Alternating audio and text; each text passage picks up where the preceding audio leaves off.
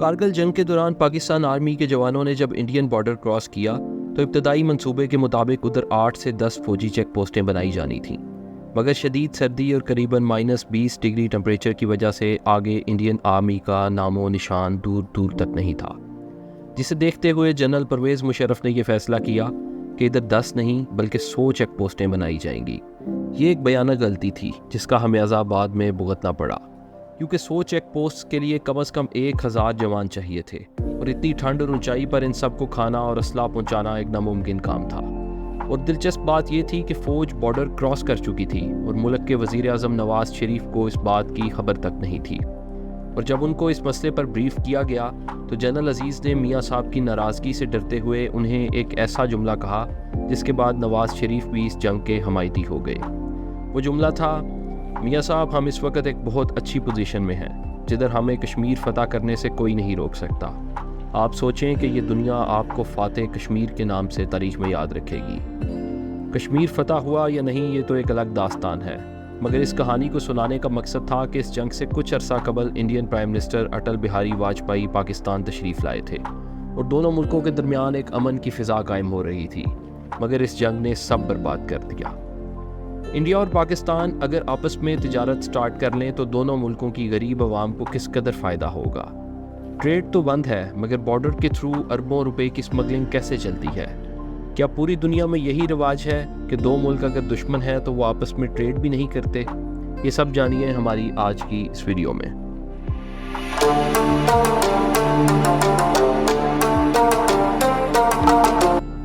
Viewers, آپ ایک لمحے کے لیے امیجن کریں کہ آپ کی دشمنی اپنے ہمسائے کے ساتھ ہے اور آپ دونوں ہر وقت لڑائی کے موڈ میں رہتے ہیں۔ کیا آپ کی زندگی نارمل چل پائے گی؟ کیا آپ کو اس چیز کا خطرہ ہر وقت نہیں رہے گا کہ ابھی باہر نکلوں گا تو حملہ ہو جائے گا یا مجھے اس پر کیسے حملہ کرنا ہے؟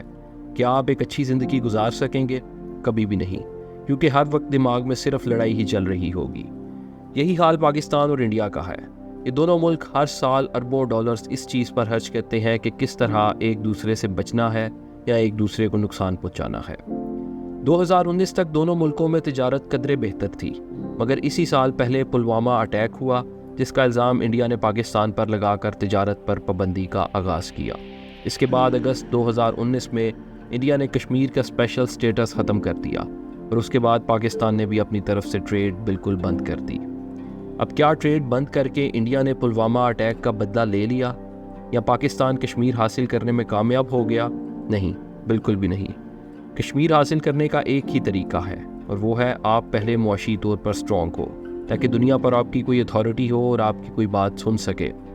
جس کے بدن پر کپڑے نہ ہوں، ہاتھ میں کشکول ہو اور بیرونی قرضوں پر معیشت چل رہی ہو تو ایسے شخص یا ملک کی کوئی ویلیو نہیں ہوتی اور نہ ہی کوئی بات سنی یا مانی جاتی ہے۔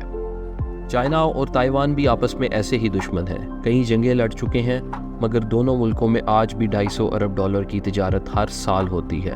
انڈیا کی دشمنی پاکستان کے علاوہ چائنا سے بھی ہے، مگر کبھی بھی آج تک ان دونوں ملکوں کی ٹریڈ بند نہیں ہوئی۔ اب ٹریڈ نہ ہونے کا سب سے زیادہ نقصان کس کو ہوتا ہے؟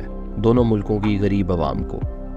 پاکستان اور انڈیا دونوں ایسے ممالک ہیں جدھر حد درجے کی غربت ہے، اور اگر دونوں ممالک آپس میں ٹریڈ کرتے ہیں تو بہت سی چیزیں آپ کو سستی ہوتی نظر آئیں گی۔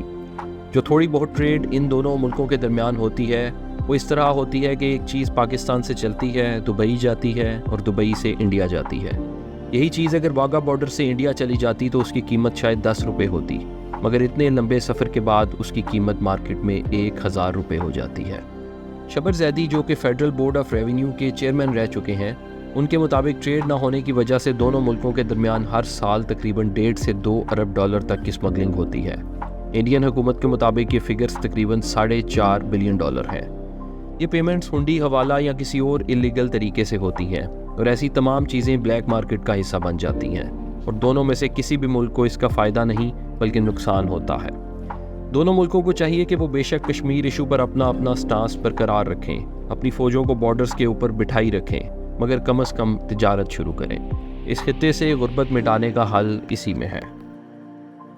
ہم امید کرتے ہیں کہ ہماری آج کی ویڈیو آپ کو پسند آئی ہوگی۔